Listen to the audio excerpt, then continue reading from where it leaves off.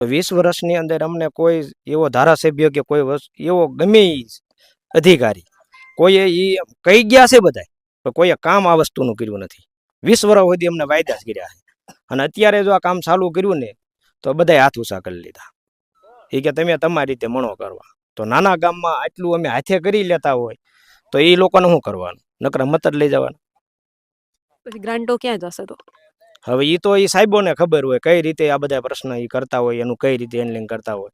તો અમારે વેળાવળ વાળાને અહીં સુધી એને મજૂરી મળી ગઈ, એ લોકોએ રસ્તો કરી નાખ્યો. તો આ બાજુથી અમને આટલો મજૂરી કેમ ન મળી? કેવાનો એક જ પ્રશ્ન અમારો. 20 વર્ષ થઈ ગયા, એક જ પ્રશ્ન. અમે ગામ સમેત ગમે ત્યારે ભેગા થઈ ને તો અધિકારી પાસે આ જ પ્રશ્ન માંગવી. તમને શું લાગે કોનો વાક છે સૌથી વધારે? કોના પાપના લીધે આ રસ્તો નથી બનતો?